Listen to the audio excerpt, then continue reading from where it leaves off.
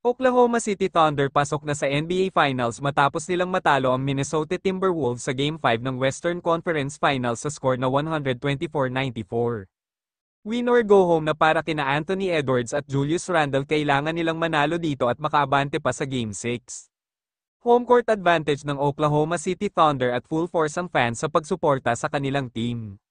Start of the first quarter, pinangunahan agad ni Chet Holmgren ng Thunder sa isang corner 3 sa right side at isang transition dunk, lahat ng yan mula sa pasa ni Shai Gilgeous-Alexander.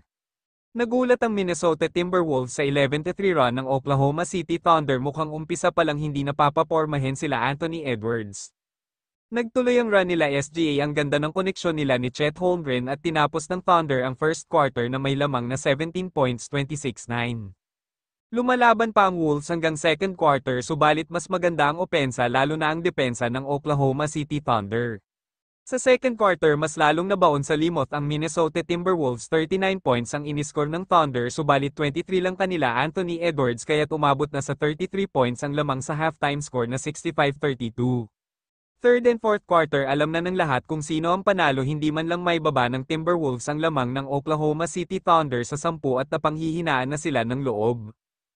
At sa huli panalo sila SGA at aabante na sila sa NBA Finals, aantayin na lang nila kung sino ang papasok sa Indiana Pacers at sa New York Knicks. Best player of the game si SGA, nagtala siya ng 34.7 rebounds at 8 assists.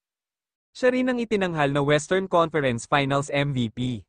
Sa ngayon, mula nung ilipat ang prangkisa ng Supersonics sa Oklahoma City Thunder, ito na ang ikalawang finals appearance nila. Sa tingin nyo mga boss, magkakampyon na ba ang Oklahoma City Thunder ngayong season?